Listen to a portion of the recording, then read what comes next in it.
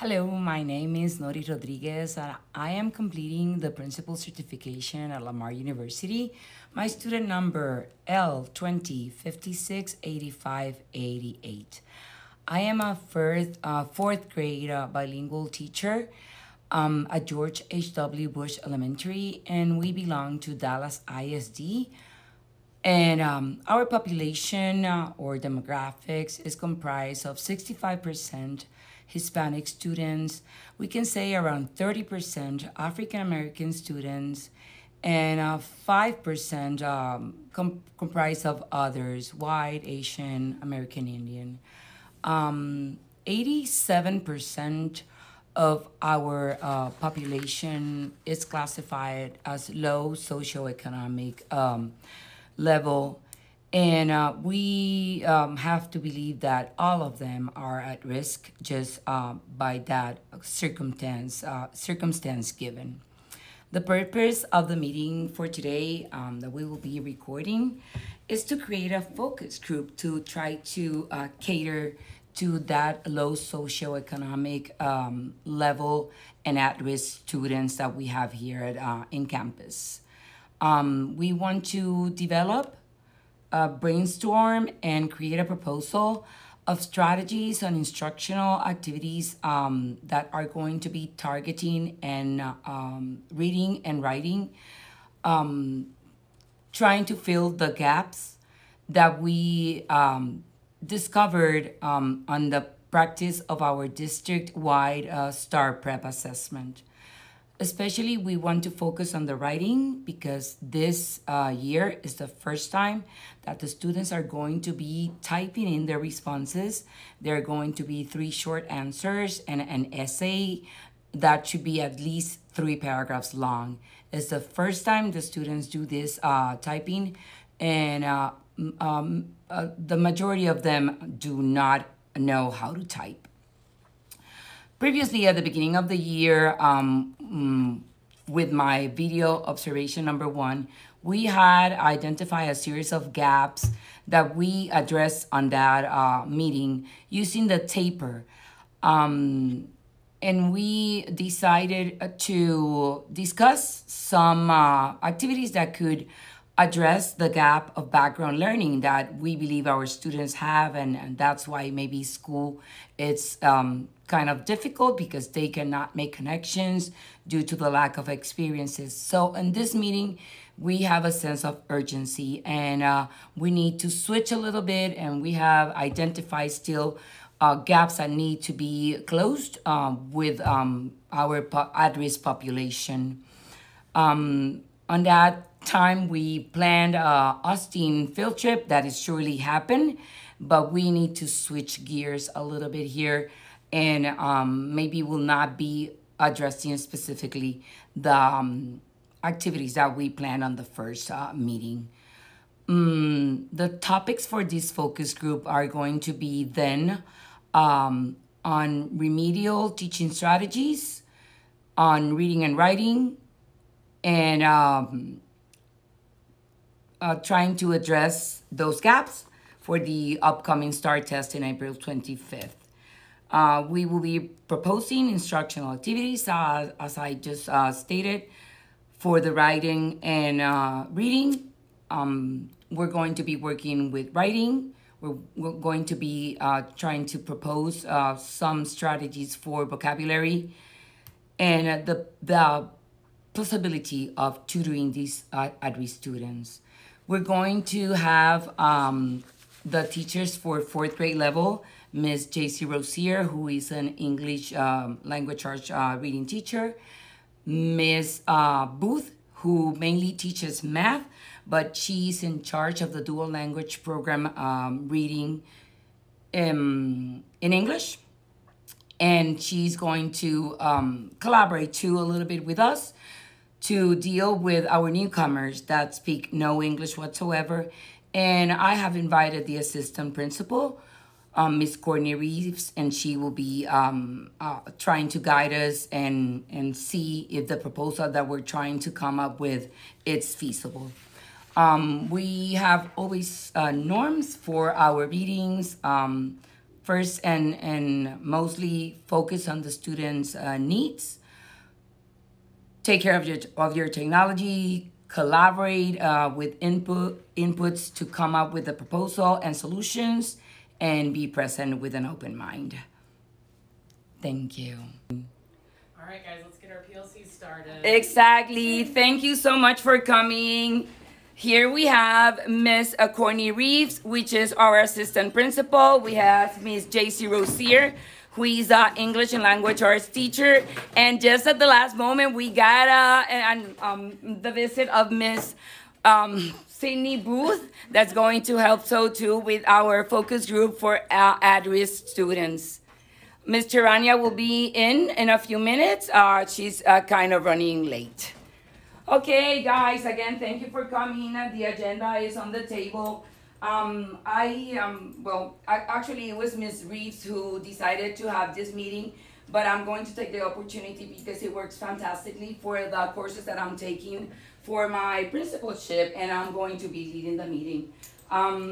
We have the agenda here, and what we're doing more than a PLC, it's a focus group, as you can see, that we're going to develop some instructional and learning strategies to fill the gap of our at-risk students, especially because the STAR is coming. We already, we gotta remember out because we did it. We went through the data of the ACP and also through the data of the district-wide STAR, and we're dying. We're dying, especially with the short response, the extended response, and the kids are way, way, way below where they should be. Okay, Nori, so let's start with anchoring to a norm. So if everyone will read the norm sections on our agenda. And then if you will tell us what norm you're going to anchor to and why that one stood out to you.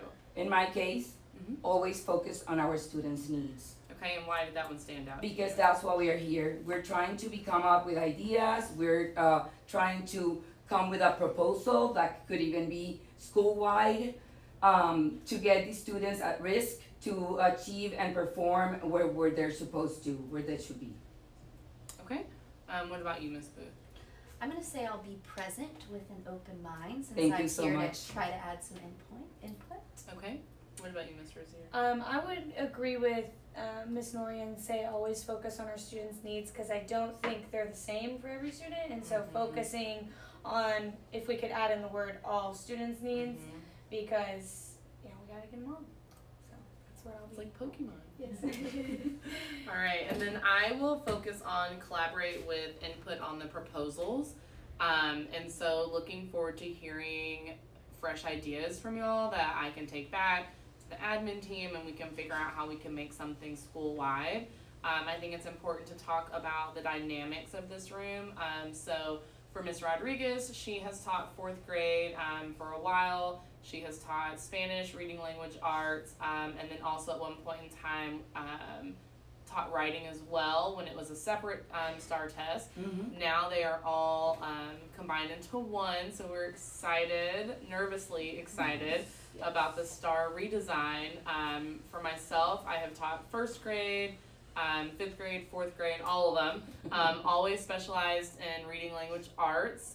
And then Ms. Booth is special to this group because she is the dual language partner. And so even though her focus is math, she also helps to support with the English language arts and writing, which she's been doing a phenomenal job this year. So I would love to start with you in a second to hear about how you're incorporating writing and teaching students English in your math classroom.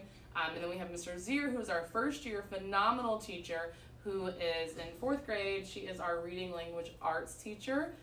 So let's start before we get into the topics and just kind of hear from you, Ms. Booth, on how you're supporting our dual language students with teaching English. And so I want to hear about in math, because that's important, but then also I've come into your classroom and I've seen where they have a separate center for just learning English to help them with TELPAS. So will you just give me a little insight on that? So right now what I'm doing is in my stations, they have I'm going to type if you don't mind. Of course. They have a grammar station that we're doing right now, and I've changed it out every week or 2 weeks. And it's usually like game oriented, some sort of game, which I got that little, it's like English learner pack from Miss Reeves. Oh, she's so sweet. But they've really been liking it. It's been great. Like this week they're working on idioms, so they're like, you know, terminologies, I guess, that they're not used to hearing, especially in like their second language. I feel like has been good for them to make connections. So they're responding well to the games. They are, and it's like they have conversations with each other, and then I'm also having them write it down on paper. So they're having the writing and having the conversations of practicing using their English and also writing their English. And it's great because it's like sentence stem, so it kind of helps them. Okay, Yeah, that's good. I want to add, Ms. Reeves, we definitely have a huge group of students at risk at this moment because we're getting a very big amount of newcomers that speak no English whatsoever. We're having a really big problem with that. So definitely for me it's really hard to teach English because I need to bring them up in their Spanish level, and they are at a level in English that is, they don't even know the colors. So definitely what you're doing there is fantastic, and I think we need to get it across level because this is not the only grade that is getting newcomers constantly, but since pre-K we're getting newcomers, and we got to do something about the English because they're going to fail if we don't do that. Well, correct me if I'm wrong, Ms. Booth. One of the reasons why we wanted to partner together this year to really look at our EBs, our newcomers. You know, it's not always Spanish. We have them also on the gen ed side who might speak French or Arabic. We were a little shell-shocked when we saw our TELPAS score from last year when that kind of accounted into our scorecards for TEI. And so I know that was definitely a motivation for us to start working through how we can close the gap in English, which is why we have our math partner teachers partnering on the English side, because we know that when you are learning a new language, you have to be dominant in your first language to then transfer it over to your second language to make the connections. So talk to us a little bit about, I'm loving what you're saying with, and one of your partner teachers in third grade, who also teaches on the dual language side, also has a grammar center during her math rotation. So I'm definitely hearing that you guys are doing cross-curricular, which I think is great, and I'm making note of that. I think that's something easy that we could probably add from kindergarten all the way up through 5th grade as a grammar station. What does the accountability part of it look like? So I know that you said you try to gamify it as much as possible. What is the accountability part? Like, how do you know what they're doing, and like what does that feedback process look like to make sure they're on the right road? That's like funny that you mentioned that, because this was what I had a feedback session with Miss Crowley. Okay. Because I had a spot. Okay. And that's what we talked about, because I was like, realistically, it's hard for me to like grade them on their writing with that, and to grade what they're saying because I'm at my teacher table. Right. I can hear them talking, but I'm not. So we were talking about how it'd be really cool to have them start like making little videos and like videoing themselves, whether it's on like a Flipgrid or doing something, to where they're having that to where it is a quick check where it'll save to where I can watch it later and check it. To where either they're like video themselves for part of the game, or maybe they're video themselves and explaining what the game is, or I like that. So and they're trying to do that in English?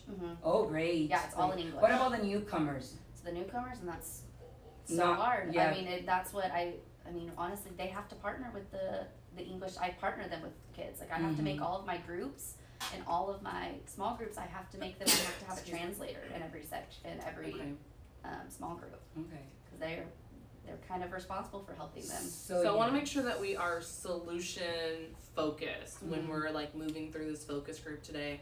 So what I'm definitely hearing is one solution is we can for sure add some kind of grammar center into our math rotation. So I want to like make note of that.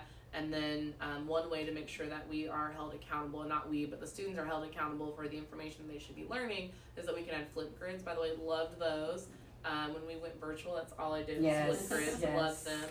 And it's really easy for the students to kind of catch on to it. And definitely grammar is a gate to learn a language. That's what we have to start. Because the last skill that we're going to be able to perform is the speaking. We first start with a grammar, then we work with a base in grammar, we work with writing and reading, and lastly we'll be able to speak. So definitely we need to make a proposal on that and try to get it across the school, Ms. Reeves. Yes, I agree. So it sounds like the trend on when we're looking at trends on the dual language side from, I would definitely say 2nd grade through 5th grade, it's just that there's not maybe enough English that the students are being exposed to. What would we say? So this is the first time in history that the STAR test has had constructive responses that correlate with the reading passage that they're reading, no matter the genre. So if you don't mind, if we can kind of like dive in and analyze your responses. That's our first item. Yeah, that's I'm getting us right into the it. Agenda. What were your thoughts as you went through and you were reading them? In regard to the responses, so I really feel like I'm working a lot on trying to get them to, they have information in their heads, and it is hard enough to get them to put it on paper, and I feel like I am running into a problem to get them to type it and to put it on the computer, because they're so much smaller, like opening quotation marks, adding a comma, adding punctuation, and those are things that they will be graded on. And so I feel like some of them are running into that. They forgot to press maybe the shift and capitalize, proper nouns at the beginning of their sentences. There will be points taken away. But then some of them do have it. Some of them do have, the spacing correct with their comma, space, then their coordinating conjunction. Some of them have their comma by themselves, out in the middle with 2 spaces around it. So I did notice that. Something that I noticed more with probably tier 1 kids was when they were asked for that essay, they immediately went into sequencing and would say first, Bella was this, next she was this, then she was this. Others would just say Bella liked to rap. And so, or add something that they, found interesting, but it wasn't necessarily relevant information. Definitely, and that's a big issue. It is. We need to see how we are going to address that, because that definitely will not give them the points. Especially in the short response, back to the PD that we had and the PD that I went to, the short response has to answer the question. They are not looking there for maybe transitional words. They are not looking there for a good opening, but the answer of the question, like if it was an option on a multiple choice, has to be there. And we need to see how are we going to get the students there, because it's a huge risk there. Yeah, so remembering that we are going to be very solution oriented when we come to our focus groups. If you don't mind, can I share when I came into your classroom earlier today? Of course. So I always love going into Miss Rozier's classroom, just so full of energy, and has the newest technology every time I walk in there. Something that I was immediately thinking about, knowing that we were coming into this meeting today, is that you were using Nearpod, love Nearpod, use it all the time. But what I noticed that you were using in Nearpod was Quill. Can you tell us a little bit about that and why you're using it? So I like Quill because it is writing based, and so they're writing, but they're typing their answer. So it would instead of just having them do it on a piece of paper and handing it to them and be like, here's your independent practice, it's on Quill, and so they're typing their answers. And it really specifically focuses on combining sentences in all kinds of ways, whether that be with coordinating conjunctions, they're fanboys, whether that be with relative adverbs, whether that be independent and dependent clauses, combining them together. And so starting in a couple weeks or so, that'll be more towards semicolons and colons, just reaching out to all of the ways. Can you spell the name of the program? Quill.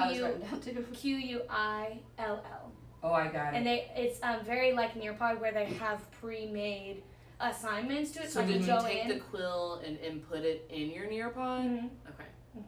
Okay. Just was embedded. You can embed almost anything you do in Nearpod. Fantastic. Just like a video. Like I embed vocabulary into it all the time. Then pause it, then add a question, turn and talk. Everybody write about it, then back to the video. So Quill could just be embedded in there. That can be a solution. They're typing with 2 fingers. I already saw today some of them were starting to go. They don't know about shift. Well, that's what I noticed with Quill. So I was just like walking around. I'm always thinking 58,000 different things when I'm in the classroom. I bet. But one of the things that I was looking at, there's so many things that we have to address before our students get to their actual STAR assessment, which is in April, and one of them is typing. Even though our students can text probably quicker than any of us. When it comes to actually typing, they're more of peckers is what I would call it. They just kind of peck every letter. But what I noticed, how long have you been using Quill? It's about my third week. Third week, okay. So what I noticed about Quill is some of my students who I think I would consider probably your tier 1, if I went back and looked at their data, I'm sure it would align. They were able to start actually typing a little bit. Like I saw the placement of their hands. It seems like they're getting used to being able to type sentences. Something else that I liked about Quill is that it seemed to start them off with like a sentence stem, and they just needed to finish off that sentence. And I'm thinking like, that's great for right now for scaffolding. And then maybe after we do our mock star, we could change it to maybe we take that away, the sentence stem part of it, and then we have them doing the responses. That's for later though. But it had me thinking that there's no reason why 3rd through 5th grade could not be using Quill. So I definitely plan on playing on that this weekend, and then making sure that I have it ready for next week so we can start talking about how that could help. Because I saw it even with my friend RB, he was like starting to really get into the typing, and I'm like, that's half the battle for our kids. They're so scared of having to like have this response and being held responsible for typing it. And the thing is, I can keep some of those stems up for certain students. So some of mine are transfers from a dual language classroom, and so they do need to like, okay, where do I need to start? What is the question? So I can implement sentence stems, or I can even change the question for them certain specifically. Students, for certain so students. It doesn't have to be the entire class. The entire so like class, your tier 1 students didn't have the same question. Right, that's what I was looking at. Yeah. Okay, so that was actually my next question that I had. Didn't get to have the same question because, my some of my tier 1s like you're talking about, they need a higher question. They don't need a sentence stem. Right, Exactly. and that's kind of taking from what we've Yes. talked about in previous PLCs, where we talk about the multi-tiered and multi-level questioning that we do. And so I saw, as I was walking around, I'm like, oh, okay, this question is a lot different than the question that was over here, but it brought the word we like to use, equity, right? It made it accessible to all the students, and they were able to actually go in there and have a shot at success. So it's definitely something that I wanted to bring up when we talk about solutions. So the first one that I'm going to walk away with is that every dual language math partner teacher can have a grammar center in their math stations. And then Quill is something that we could be using across the board. How long would you say your Quill lessons were? I mean, I was only in there for 15 minutes, but I kind of try and give them a little bit more time because a lot of them have the sentence, they have the knowledge to write the sentence. They're getting stuck up on the typing. So if you're willing to give them an extra 5 minutes to finish up that typing, they have the answer, and they would probably have it down on paper if we were doing pencil and paper. But the also great thing about Quill, I wanted to mention it earlier right before we get off of it, but I won't be on it too long, is there's one specific answer. I type in the answer, there's one answer. They press get feedback. And then if that they was don't, my next question. if they have space, comma, space again, it's gonna say your punctuation is wrong. Better go back and look, and gives them a little flag. And then they have to go in and be like, what? It said punctuation, so I'm only looking at punctuation. Oh, it said capitalization. I need to go and look. So you've already entered in the correct way that it should be. There's one correct answer. It's actually writing. It's either right so or if wrong. I go in there and I type in my response, it's going to give me a little feedback on like where I need to go to fix my mistake, but it's not going to let me move on. Is that correct? Until I have that one correct answer. Okay, that's great. I have a question. Yes. I don't know if you have the answer for this, Ms. Reeves. I'm very worried about my kids are taking the test in Spanish about accents. I don't know if the platform where they're going to take the STAR has the availability of accents. Have you heard something? The TEA platform does, but not any of the mock platforms that we use right now. Okay, so for the real writing For STAR, the real they need to reading, know their accents. They will be fine. That's a big issue. But you also have to remember that this is the first year, and so there will be a lot of leniency. Right now, what they're looking for is the sentence construction, and that like when they're reading through their responses, it makes sense, and the meaning isn't lost behind the mumbled, jumbled sentence. Of if that makes punctuations sense. and That's correct. conventions. Okay, Right. that is Yeah, true. that's what they're going to be looking at as of a week ago when we had our last meeting. Another huge issue that is putting our students at risk confronting this STAR test is the vocabulary. So we need to come up with a proposal on what are we going to use for vocabulary. Okay. So You what already are you mentioned thinking? Vocabulary. Yes, I do like vocabulary. Vocabulary is good for more of a catchy tune, I feel like. That's and correct. It gets the students being, with Central Idea, we watched this one for Central Idea. They've got it by now. If they don't have 3 supporting details, they don't show me their Central Idea by now. Mm-hmm. They know they need support. But really for vocabulary, I introduced them to the word morphology and told them that that's the study of words and that there are, I went to a morphology PD, and so I got to learn that there are 20 prefixes that make up the 98%, 97 to 98% of English. And so if we know these 20, and so we do this thing called Morphology Mondays where we get a tree and then they get the root word, they create 5 prefixes with the root word, and then 4 or 5. Usually we go to 3 suffixes because they're a little different. They're better with prefixes. And then every once in a while I'll switch up stations. We have a prefix game. Okay, I think those 20 prefixes need to be taught vertically. Mm-hmm. Starting yesterday, because I think that's a fantastic information, and we can give them a lot of support there. I use the old school crosswords, but they're fantastic because they're made with riddles, not specifically definitions. And they are loving this. I don't have enough for the whole year, but we have been working on them. Definitely this enriches their vocabulary, and they collaborate with each other because we do this the first thing in the morning. Crosswords for me, and especially this one, it's pretty cool. Homework too. I'm assigning vocabulary for homework, and some parents will just text me back and say, I have never heard this word before. It's the time to grab a dictionary. That's something too that I want to bring up. We learned at Ron Clark that dictionaries were not an important tool, and I want to brainstorm on that. I do like them. There's one under each desk. Well, I think they didn't say dictionaries weren't an important tool. Okay. What they said was gone are the days where students pick up a dictionary and have to that is true. Look through the dictionary to find it, because all the applications that we use, School City, the STAR platform, they all have dictionaries embedded in them. So I don't think that they're taking away from the importance of dictionaries. I just think that they're saying sometimes the dictionaries, these dictionaries, because the skill is not taught anymore in elementary school, middle, or high school, it's a little bit more of a hindrance for our students, and it kind of holds them back. So they're saying that we need to teach them the realistic way. How do we look up words? That's do any of us right that's here? That's a change. That's something that we have to then. And I think the definitions of some of those words are more confused. It leads them down a rabbit hole. hole. And I'm thinking about myself and just being realistic, which is why I taught my kids you always have the dictionaries if you need them. However, if someone says a word right now that I don't know, you better believe that I am looking it up right now. My dictionary app that's on my phone. So I think that's what they're talking about, is we need to expose our students so they're ready for the 21st century. They're not going to walk into any engineering job or coding job and pull out Webster's dictionary to figure out the word. In my case, I like to show it to them because they need to understand that they are behind. That this is the group of words that they need to learn, and how behind they are, because you don't know what you don't know.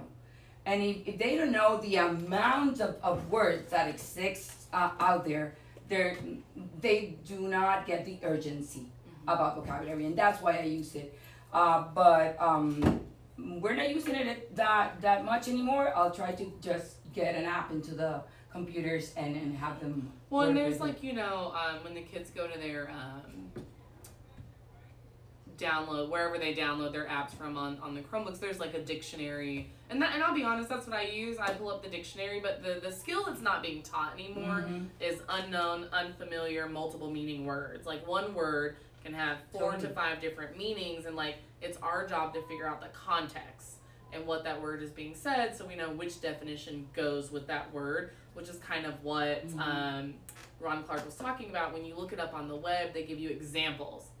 Well, this meaning here's a sentence below it to like, so you can connect and relate to what that word means. Too. Right. So That's are we correct. talking about Definitely. a thing, or are we talking about an action? Right. That's correct. Yeah. Yes. Thank you. So that's where you kind of get into the multiple. Did they mention that Collins Learner Dictionary when you? They did mention Yes. I haven't Collins. looked it up, but that was a. Yes, and I think that is probably That's what I wrote the down. most relevant dictionary for our kids because it's just going to kind of. That's correct. It's online and it just has the most common used way that you're going to use. I wrote that down, but I haven't looked. I think the example that Dr. Collins actually said was, you ask your students to go look up a definition in a dictionary, and then they need to find the definition of another word. That's in correct. That It's like a rabbit hole. So it's like that one. It's supposed to be easier to it's understand. It is. That's Dictionaries correct. can So I be was a like, rabbit couldn't hole. remember the name of it. But Definitely. That's what it was. And And in especially Spanish, when we think about our students who are EB or are EL, because I know that's one of the trends that we're really looking at and focusing on.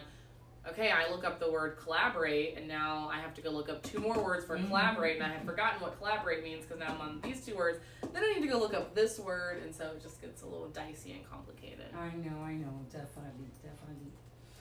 Okay, anything else on vocabulary that we can I think for vocabulary, propose? I love the hand signals. And Yeah. Oh, yes. Well, I was gonna say that's definitely something that we will start next year. I'm trying to start it K5. now. Like, Yeah, my class, a and lot of it's teachers already- are starting it now, and the kids I'm are. starting it now. Yeah, I heard a story. And I need to show you guys my pitchfork strategy Yes. here. So it was for the pitchfork, we have a subject and we have 3 details that have to be separated by comma, a conjunction, and finally the third one with a period. So I go just capital for capital letter, because when we're starting a sentence we need a capital letter. Then we go like subject, the who or the what. Good. The who or the what.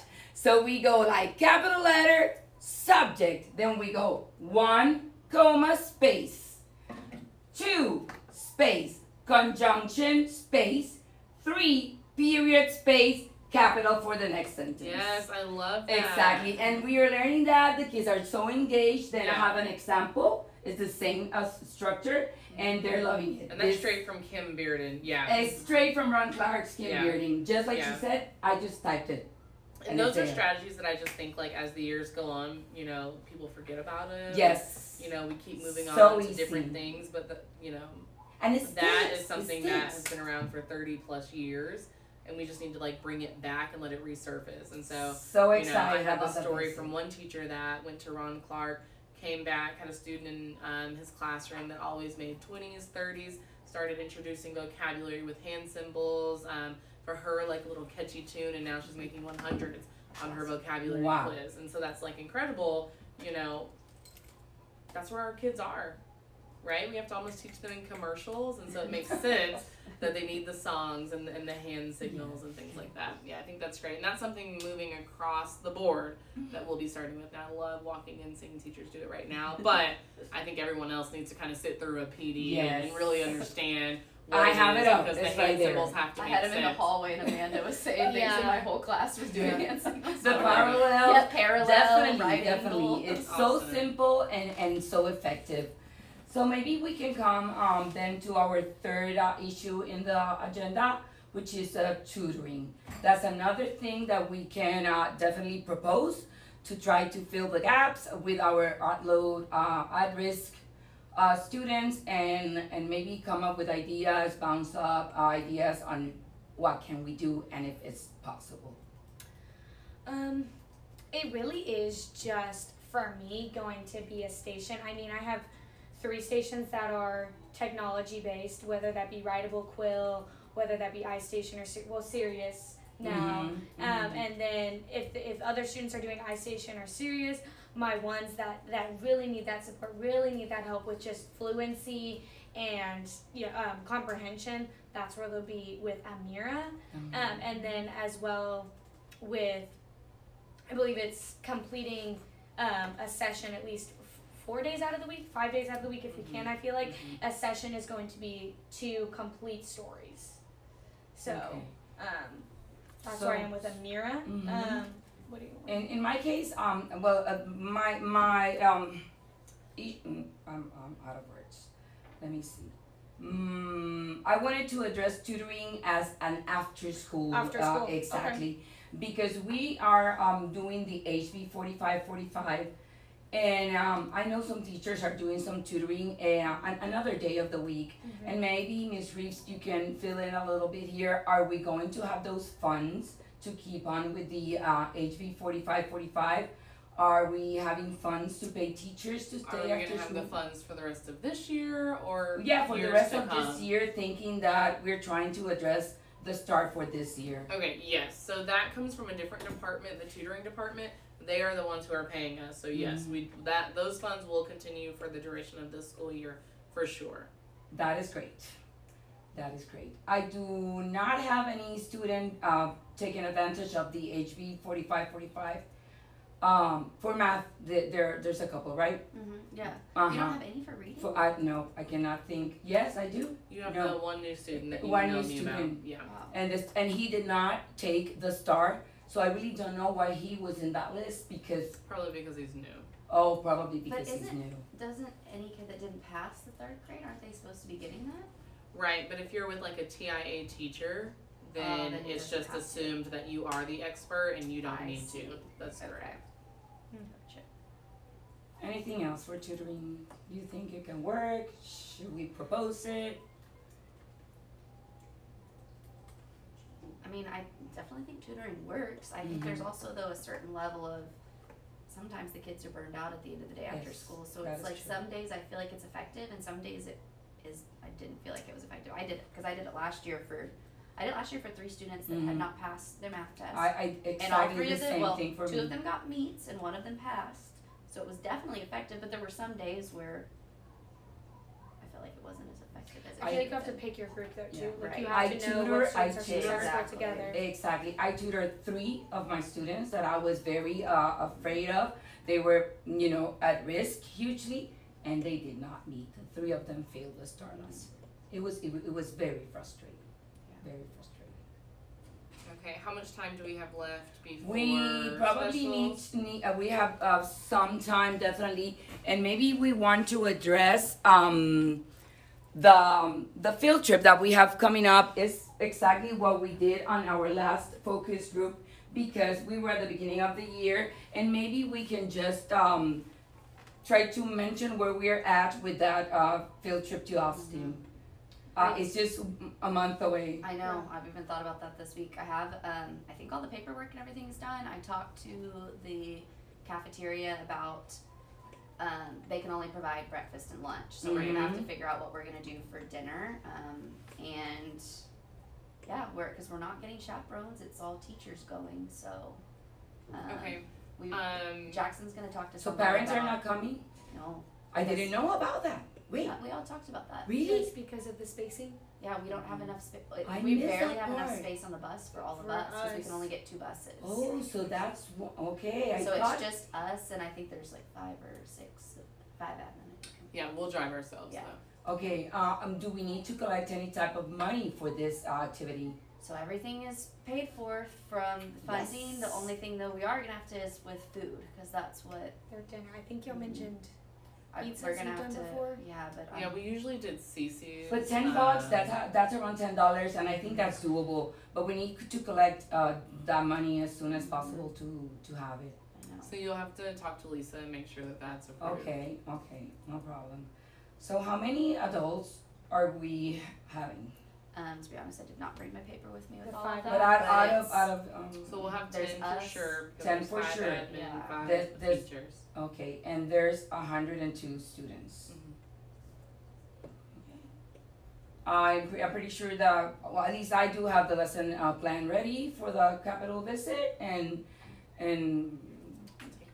yeah, exactly. I'll share it with you because we Yes, have of course. done this trip before, and Yeah, that's just waiting to hear exactly. back for the campus. In the tour, too. agenda, my fourth item is just questions and answers about what else can we propose to do with our at-risk students for this STAR. Anything else? I definitely think that we need to add some Saturday schools in there. In previous years, we have done like STAR boot camps. You know, we had pizza delivered. I know One we're year doing a we math did. one. We're doing a math one. We'll do a reading one too. One year we did a camo. I think one year I did Amazing Race. There's been like different ones that we've done, but to help just kind of push. But usually that's like 2 Saturdays before the star. We'll break that in there. That is great. So I think that'll be helpful, and we'll be pretty purposeful on the students that we invite. Well, ladies, thank you so much. I hope that definitely we can implement all these ideas that we came up with. I'm very excited about that quill. Technology is not my best. I can handle it. I can deal with it, but sometimes I don't know about it, and I definitely will start with that. So just here again, thank you, Ms. Rich, so much, our assistant principal, for guiding us. Thank you, Ms. Rosier. Thank you so much, Ms. Booth, for helping me with this. I think it was very productive and effective. And hands-on. Thank you. Awesome. Thank you. Thank you so much.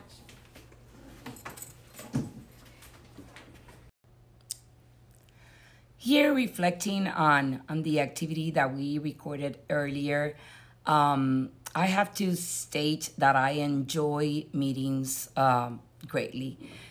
People in campus here laugh at me because I always want to meet and no one wants to meet. It's kind of hard to get people together. But I learn from colleagues the most. Firstly, I learned about the app named Quill that Ms. Rosier brought up. And it was fantastic. I've never heard of it. I already went ahead and checked it, and it is a marvelous tool that I'm going to be working with, using with a few students that are going to take the STAR test in English, even though that they are included in the dual language program. But sadly, the app offers no Spanish option, so I will have to keep on working with Google Docs with the rest of my students. We have been typing and writing using the keyboard, and I just go in at the same time and we do simultaneous edition and revision of the document, and they enjoy it a lot. It's really sad that many of the resources are not available in Spanish, and I cannot do much. For the tutoring part, I'm very excited that there's money at this time to be able to recruit some teachers, and I am seriously considering tutoring a couple days a week, even though that I've done it before, and especially last year did not work. But we have to take into account the COVID issue that it's making things so different. I wish we had more time to come up with more ideas to service our at-risk students, maybe more activities, and we need to put them into action. This activity was very helpful because it was a time where we had the chance to share about things like Quill that I've never heard before. And I definitely believe that grade levels should meet, and that we should have also a vertical alignment to try to communicate with the rest of the grade levels what we want, from the kids, what we think it's working for the kids, and try to implement as early as possible. So they know about the strategies, and the students know about the activities, and we don't have to be reteaching every single year the same activity. They already have it known, they have practiced it, and it will be much easier each year for them to get the most out of it. We are definitely confronting a teacher shortage that is making this vertical alignment very difficult, and that's something that we definitely have to deal with. Basically, that's it. I can think also about field trip that we are having to Austin. That's an activity that we had planned at the beginning of the year. It's happening now at the beginning of March. I had some training that I had to assist, and that's why I was not in the loop about the latest news about that field trip. There's only a few chaperones going. It's happening, and it's going to be wonderful for the kids to have that experience. I think that's about it. And I'm looking forward for my next and last video. Thank you.